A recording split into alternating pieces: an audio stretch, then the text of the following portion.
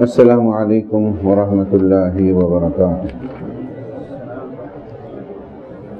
الحمد للہ رب العالمین، والصلاة والسلام علی رسولہ الامین وآلہ واصحابہ اجمعین۔ اما بعد فاعوذ باللہ من الشیطان الرجیم، بسم اللہ الرحمن الرحیم۔ افحسب الناس ان يتركوا ان يقولوا آمنا وهم لا يفتنون ولقد فتنا الذين من قبلهم فليعلمن الله الذين صدقوا وليعلمن الكاذبين۔ صدق اللہ العلی العظیم۔ برادران اسلام، محترم بزرگوں، دوستو اور عزیز طلباء، ساری تعریفیں خدائے واحد کے لیے ہیں۔ درود و سلام ہو محمد صلی اللہ علیہ وسلم پر۔ قرآن مجید میں جو سورتوں کی تعداد ہے آپ جانتے ہی ہیں، 114 سورتیں ہیں۔ ان میں 88 سورتیں مکی ہیں، بقیہ 26 سورتیں مدنی ہیں۔ مکی سوروں کا جواب مطالعہ کرتے ہیں، پڑھتے ہیں، ان کے اندر 3 مضامین کو مختلف عنوانات کے تحت سمجھایا گیا ہے۔ ایک توحید ہے، رسالت ہے اور آخرت۔ یہ 3 بنیادی مضامین ہیں قرآن مجید کو سمجھنے کے لیے، اور اسی سورتوں میں سے ایک سورت سورۃ العنکبوت ہے۔ عنکبوت کے معنی ہیں مکڑی کے آتے ہیں۔ قرآن مجید کے اندر معمولی سی چیزوں کا بھی ذکر آیا ہے، مچھر کا کہیں ذکر آیا، مکھی کا کہیں آیا، شہد کی مکھی کا آیا، اور اسی طریقے سے جو ہے مکڑی کی بھی ایک مثال دی گئی۔ مکڑی کی مثال دے کر اللہ تعالیٰ نے سمجھایا ہے، اور ہمارے لیے غور و فکر کی بھی بات ہے۔ ہم بڑے خوش نصیب ہیں کہ اللہ تعالیٰ نے ہمیں ایک سچا، ایک مضبوط دین ہمیں نصیب کیا، اور اس دین کو سمجھ کر اس پر عمل کر کے اس کا پیغام دوسروں تک اب جب پہنچاتے ہیں تو دنیا بھی کامیابی ہوگی اور آخرت میں بھی کامیابی ہوگی۔ اس کے برخلاف جو ادیان ہیں، بظاہر بہت اچھے دکھ سکتے ہیں، اس کے قوانین کچھ اچھے دکھ سکتے ہیں، لیکن عقائد اور نجات کے اعتبار سے وہ بڑے کمزور ہیں۔ وہ اسی طرح کمزور ہیں جیسا مکڑی کا جالا کمزور ہوتا ہے۔ میں نے 2 آیتیں آپ کے سامنے جو تلاوت کی ہیں، یہ سورۃ العنکبوت کی آیتیں ہیں، پہلی آیت اور دوسری آیت۔ سورۃ العنکبوت، اس کے مضامین کو ذہن میں رکھیں اور پورے حالات سمجھ میں بھی آتے ہیں۔ پہلی چیز تو یہ سورت اس دور میں نازل ہوئی جو مکے کے ابتدائی دور تھے، یعنی بالکل 6 سال سے پہلے، حبشہ کی ہجرت سے پہلے کے حالات جو ہے نا اس وقت پر نازل ہوئی۔ اور اس وقت پر حالات یہ تھے، پہلے 4، اس کے بعد 8، اس کے بعد 12، اس کے بعد کچھ اور تعداد بڑھتی گئی، یہاں تک کہ جو ہے 150 کے لگ بھگ ایک تعداد ہوئی مسلمانوں کی۔ تو مسلمانوں پر ظلم و ستم کے پہاڑ بہت زیادہ جو ہے نا بڑھتے گئے، ہر طرح سے جو ہے لڑار ہوتی رہی، ہر طرف سے جو ہے مصیبتیں ہوتے رہے۔ اس وقت پر یہ حالات نازل، اس وقت پر یہ سورت نازل ہوئی۔ دوسرا یہ ہے، اس سورج میں جو سچے ایمان لانے والے، اس وقت پر اندازہ لگائیے آپ حالات کس طریقے سے تھے، کیا تھے۔ ان حالات میں جو سچے ایمان لائے ہیں ان کی ہمت اور استقامت پر جو ہے قرآن مجید میں یہ حالتوں کا ذکر آیا۔ تیسری بات یہ ہے، جو ظلم ہوتے ہیں باطل طاقتوں کے حساب سے، غیر احباب کے طرف سے جو اسلام پر، مسلمانوں پر جو آج بھی ہوتے رہتے ہیں، اس میں مسلمانوں کو یہ تسلی دی گئی ہے کہ تم اسے گھبراؤ مت، اور ان کو بھی وارننگ دی گئی ہے کہ یہ جو تم ظلم و زیادتی جو کرتے ہیں، اللہ کی گرفت سے بچنے والے نہیں، اللہ کی پکڑ ہونے والی، وارننگ دی گئی ہے، سوچ سمجھ کے کرو۔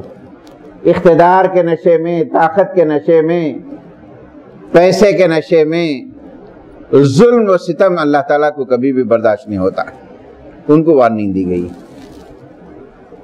پھر اس کے بعد جو ہے چوتھی بات یہ کہی گئی، جو کمزور عقائد کے مسلمان ہوتے ہیں، جیسے آج کل کبھی کبھار ہم دنیا کے حالات کو دیکھتے، ظلم و ستم ہو رہا ہے، پریشانیاں ہو جا رہی، بھائی یہ اسلام پہ چلنے سے ایسا ہوتا، یا گھبرا جاتے۔ کمزور مسلمانوں کو یہ بتایا گیا ہے تمہارے ایمان اور عقائد کی کمزوری کی وجہ سے تمہاری ناکامی۔ اگر تمہارا ایمان اور عقیدہ اگر مضبوط ہو جائے، اتنا مضبوط ہو جائے کہ باطل طاقتیں تم سے جو ہے ہمت مارنے لگیں۔ اور اس سورے میں آخری جو بات کہی گئی ہے، اہل ایمان کو یہ ہدایت دی گئی ہے کہ دیکھو اس دین پہ چلنے کے لیے تمہیں مشکلات تو آئیں گی، آزمائشیں آئیں گی، مصائب سے گزرنا پڑے گا، تمہیں مشکلات ہوں گی ضرور۔ ان تمام حالات میں دیکھو اپنا گھر بار بھی چھوڑنے کی ضرورت پڑ جائے، جائیداد کی چھوڑنے کی ضرورت پڑ جائے، جیسے مکے کے لوگ جب ہجرت کر کے گئے، یاد رکھو کچھ بھی چلے جائے ایمان کو ہرگز مت چھوڑو، اور یہی تمہاری نجات کا ذریعہ۔ یہ 5 باتیں اس سورے کی ذہن میں رکھو۔ اب اس کے بعد جو میں 2 آیتیں آپ کے سامنے تلاوت کیا ہوں، اس کا ترجمہ سیدھا سادہ یہ ہے، افحسب الناس، کیا لوگوں نے یہ گمان کر لیا ہے، یہ خیال کر لیے، چند نمازیں پڑھ لیے، کچھ صدقہ خیرات کر لیے، کچھ کام کر لیے، بس ہم جنت کے حقدار ہو گئے، ہمیں جنت تو گارنٹی ہو گئی، چند ظاہری رسوم کے ادا کر لینے۔ افحسب الناس، کیا لوگوں نے گمان کر لیا ہے، ان یترکوا، ان کو چھوڑ دیا جائے گا، ان یقولوا آمنا، ایمان کا دعویٰ کرنے سے، ایمان کی بات کہنے سے، ہم ایمان لائے، یہ بات کہنے سے کیا ان کو چھوڑ دیا جائے گا؟ افحسب الناس ان یترکوا، چھوڑ دیا جائے گا، ان یقولوا آمنا، وہ یہ کہے کہ ہم ایمان لائے ہیں، وہم یفتنون، اس حال میں کہ ان پر آزمائشیں نہ ہو۔ ایمان کے ساتھ آزمائشیں ہوتی ہے، آزمائشوں کے بعد ہی کامیابیاں ہوتے ہیں، بغیر آزمائشوں کے کامیابیاں نہیں ہوتی، تو آزمائشیں ہوں گی۔ پھر دوسری آیت میں کہا گیا ہے کہ یہ آزمائشیں جو ہو رہی ہیں تم کو ہی سمجھ رہے ہیں، آپ شروع سے لے کر آخر تک جتنے انبیاء دنیا میں آئے ہیں، ہر انبیاء پر، ان کے ایمان لانے والوں پر یہ ہوا ہے، ہوتا رہے گا۔ دوسری آیت میں کہا کہ کیا ہے، وَلَقَدْ فَتَّنَّا الَّذِينَ مِن قَبْلِهِمْ، اس سے پہلے جتنی بھی قومیں گزرے ہیں، جتنے بھی لوگ ایمان لائے ہیں، جتنے بھی رسول آئے ان پر ایمان لائے، ہم نے ان کو آزمایا۔ کیوں آزمایا؟ وَلَيَعْلَمَنَّ اللَّهُ الَّذِينَ صَدَقُوا، اللہ تعالیٰ جاننا چاہتا تھا ان میں سچے اہل ایمان کون ہیں، وَلَيَعْلَمَنَّ الْكَاذِبِينَ، اور اس میں جھوٹے کون لوگ۔ سیدھی سادی بات ہے کہ آزمائشیں ہوں گی، آزمائشیں سے گزرنا پڑے گا۔ اور ایک جگہ پر اللہ تعالیٰ نے کہا سورہ بقرہ کے اندر پورے حالات کو سامنے رکھے، دنیا میں فی الوقت جو مسلمانوں پہ چل رہے ہیں، حالات سے مسلمان جو گزر رہے ہیں، کبھی یہ ہوتا ہے کہ کیا حال ہو چکا ہمارا، لیکن ان مایوس کن حالات میں، کمزور ایمان کے حالات میں قرآن جب پڑھتے ہیں تو قرآن ایک بڑی ہمت دیتا ہے ہمارے لیے، قرآن بڑی ہمت دیتا ہے۔ اور یہ حالات کو جب قرآن کے نظریے سے دیکھتے ہیں، یہ کچھ بھی نہیں ہے۔ سورہ بقرہ کی ایک آیت ہے، آیت نمبر 214۔ اب اس آیت کا وہ مضمون کے ساتھ دیکھیے، افحسبتم ان تدخل الجنہ، کیا تم گمان کرتے ہو کہ ایسی ہی جنت میں چلے جائیں گے؟ الفاظ دیکھیے سیدھے سادھے، افحسبتم، کیا تم نے گمان کر لیا ہے ان تدخل الجنہ، جنت میں چلے جائیں گے؟ وَلَمَّا يَأْتِيكُمْ مَثَلُ الَّذِينَ خَلَوْا مِنْ قَبْلِكُمْ، حالانکہ تم پر وہ حالات نہیں آئے ہیں جو پہلے لوگوں پہ آئی۔ جیسا کہ میں شروع میں کہا، ابتدائی دور مسلمانوں کا کیسا رہا، حبشہ کے حالات 6 سال کے جو پیریڈ تھا، وہ حالات کیسے تھے سوچئے۔ نبی کریم صلی اللہ علیہ وسلم ایک مرتبہ خانہ کعبہ کی دیوار پر ٹیک لگا کے بیٹھے ہوئے تھے، حضرت خباب ابن ارت آئے اور ان کو بڑا ستایا گیا تھا۔ حضرت عمر رضی اللہ تعالیٰ عنہ کے استاد بھی تھے، وہ قرآن پڑھاتے تھے، آ کے کہنے لگے اللہ کے رسول یہ آزمائشیں کب تک آئیں؟ رسول اللہ صلی اللہ علیہ وسلم فوری سیدھے ہوئے اور کہے اے خباب، یہ آزمائشیں ہمارے لیے نہیں ہیں اور آئیں گی، اس سے پہلے لوگوں کے حالات کو پڑھو تم، اس سے پہلے کہ انبیاء کے حالات کو پڑھو تم، آزمائشیں آئیں گی۔ اور قرآن کہتا ہے تم چلے جاؤ جنت میں ایسی ہی، حالانکہ تم پر ویسی آزمائشیں نہیں آئی ہے جس سے کہ پہلے لوگوں پہ آئی۔ کیا آزمائشیں؟ قرآن کہتا ہے مَسَّتْهُمُ الْبَاسَاءُ، ان پر بیماریوں کی بوچھاڑ ہوئی، ان کے تکلیف، عجیب عجیب پریشانیاں، مَسَّتْهُمُ الْبَاسَاءُ، تکلیف دہ چیزیں ہوئی، وَالضَّرَّاءُ، مصیبتوں کے پہاڑ ان کے اوپر ٹوٹ پڑے، وَزُلْزِلُوا، جھنجھوڑ دیے گئے،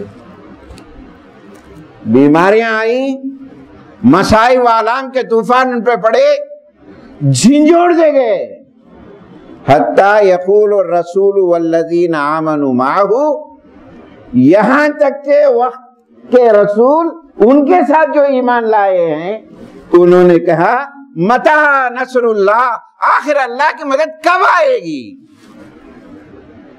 قرآن نے، اللہ نے جواب دیا الا ان نصر اللہ قریب، خبردار، ہوشیار ہو جاؤ، چوکنے ہو جاؤ، اللہ کی مدد آئے گی، قریب آئے گی۔ پورا دور گزر گیا، فتح مکہ ہوا، حالات کیا ہوئے؟ ویسے ہی دنیا میں ظلم و ستم کے پہاڑ انتہا کو جب پہنچیں گے، گھبرانے کی بات نہیں ہے، بلکہ ایک اچھا دور بھی آئے گا، بلکہ ایسے مصائب و آلام میں، ان حالات میں مسلمانوں کے لیے کیا کہا گیا؟ قرآن مجید کے سورہ آل عمران کی 147 آیت کے اندر ان حالات میں کیا ہوا، کیا ان کی بات تھی، کیا ریولیشن تھا ان کا، آج ہمارے لیے بھی کیا ہونا چاہیے؟ قرآن کہتا ہے وَكَأَيٍّ مِّن نَبِيٍّ قَاتَلَ مَعَهُ رِبِّيُّونَ كَثِيرٌ، کتنے ہی اللہ کے پیغمبر تھے، نبی تھے، ان کے فالورز تھے یہود و نصارہ نے، ایک بڑی تعداد کو قتل کیا۔ ان قتل کے بعد ان کا ریاکشن کیا تھا؟ وما وہنوا، وہ ہمت نہیں ہارے، ہمت نہیں ہارنا چاہیے۔ ڈرایا جا رہا، دھمکایا جا رہا، ہم تم کو اس ملک سے نکال دیں گے، یہاں رہنے کا حق نہیں ہے، الٹیمیٹم دیا جائے 1 مہینے کے اندر تم چلے جانا، کیسے پاسبل ہوگا؟ 20 کروڑ کے مسلمان کسی ملک پہ جائیں گے، کھڑے ہونے کی بھی تو جگہ نہیں ہوں گی نا، کیسے پاسبل ہے؟ وما وہنو، وہ ہمت نہیں ہارے، وما اصابہ فی سبیل اللہ، جو اللہ کے راستے میں انہیں تکلیف ہوئی، وما ضعفوا، کبھی انہوں سستی بھی نہیں دکھائے، اب بڑھ جائیں گے ہم ڈر کے نہیں، وما استکانوا، ان ظلم و ستم ان کے باتوں سے دبے بھی نہیں، سمجھے، دبے بھی نہیں، یہ ذہن میں رکھے، اسی بات ایک عنوان میں لا رہا ہوں سمجھانے کے لیے۔ بلکہ انہوں نے کیا کہا، ان حالات میں کیا کہے اور کیا کرنا بھی چاہیے ہمارے لیے، وَمَا كَانَ قَوْلُهُمْ إِلَّا أَنْ قَالُوا رَبَّنَا اغْفِرْ لَنَا ذُنُوبَنَا، اے پروردگار یہ آزمائشیں جب آ رہی ہیں، تکلیفیں آ رہے ہیں، یقیناً ہم سے کچھ کوتاہیاں ہو رہی ہیں، کچھ غلطیاں ہو رہے ہیں، ہمارے عقائد میں کمزوریاں ہو رہی ہیں، ہمارے ایمان میں کمزوریاں ہو رہی ہیں، اے پروردگار ہمارے گناہوں کو تو معاف کر دے، تیری رحمت برسے گی، یہ تمام بادل چھٹ جائیں گے۔ ان کی زبانوں سے کیا، ربنا اغفر لنا واسرافنا فی امرنا، پھر کیا کرنے لگے، اے پروردگار ہمارے کاموں میں اور کوئی غلطیاں ہو رہے ہیں، ہمارے کام کے ڈھنگ ہیں، ہماری سوچ ہو گئی، کمزور ہو گئی ہے، وانصرنا علی القوم الکافرین، اے پروردگار یہ نافرمان لوگ جو ہمیں ستا رہے ہیں، تو ہی ہماری مدد کر سکتا ہے، تو ہماری مدد فرما۔ یہ دو آیتیں اور یہ دو آیتیں ذہن میں رکھیں۔ اب اس کے بعد جو ہے ایک جگہ قرآن کہتا ہے سورہ آل عمران کے اندر، ام حسبتم ان تدخلوا الجنہ وَلَيَعْلَمَ الَّذِينَ جَاهَدُوا مِنْكُمْ وَلَيَعْلَمَ الصَّابِرِينَ، کیا تم جنت میں ایسے ہی چلے جائیں گے کہ ہم نے تم کو آزمایا نہیں ہے کہ کون اللہ کے راستے میں کتنا کام کرتا ہے اور کون صبر کرنے والا ہے۔ اسی مضمون کی ایک آیت ہے سورہ توبہ کے اندر 16، أَفَحَسِبْتُمْ أَن تَتْرُكُوا لِمَا يَعْلَمَ الَّذِينَ جَاهَدُوا مِنْكُمْ وَلَمْ يَتَّخِذُوا مِنِ اللَّهِ وَرَسُولِهِ وَلَا الْمُؤْمِنِينَ وَلِيجًا، کیا ہم تم کو ایسی چھوڑ دیں گے، ہم تم کو آزمائیں گے کہ اللہ کے رسول کے ساتھ دینے والوں کے ساتھ تمہاری کیا دوستیاں تھیں۔ سوچئے آپ، اللہ کے رسول پر ایمان لانے والے مومنوں، ان کے ساتھ کیا دوستی تھی اور تمہارا طور اور طریقہ کیا تھا۔ اللہ تعالیٰ یقیناً جو ہے تمہارے ہر کام کو، تمہاری ہر نیت کو تم کو جان رہا ہے۔ اب اس کے بعد جو آزمائشیں جو ہوں گی، 3 قسم کی آزمائشیں ہوں گی ہمارے لیے، 3 قسم کی آزمائشوں سے گزرنا پڑے گا۔ ان آزمائشوں کے بعد استقامت جب ہوتی ہے اور خدا کی طرف سے جو ہے خوشخبریوں کی ایک بشارت ہوتی ہے، یہ عنوان کنٹینیو رہے گا۔ لیکن آج کے خطبے کا خلاصہ جو ہے چند باتوں میں نوٹ کر لیں، وہ یہ ہے، پہلی چیز یہ ہے ہم مسلمان ہیں، جو دین ہمیں ملا ہے یہ بہت بڑی نعمت ہے، اس کی قدر کریں۔ جو دین ہمیں ملا ہے بڑی نعمت ہے، اس کی قدردانی ہونی چاہیے۔ یہ مصیبتیں آئیں گی، پریشانیاں آئیں گی، لیکن نجات تو ہے، سیدھا راستہ تو ہے، جنت کو جانے والا راستہ تو ہے۔ دنیا تو ختم ہو جائے گی، ایک انسان مر جائے گا، ساری دنیا ختم ہو جائے گی، یہ دین کی قدر کریں ہم۔ دوسری چیز، جو دین ملا ہے وہ دین قربانیاں چاہتا ہے اور قربانیوں سے گزرنا پڑتا ہے۔ آپ کسی چیز کو حاصل کرنے کے لیے قربانیاں دینی پڑتی ہیں۔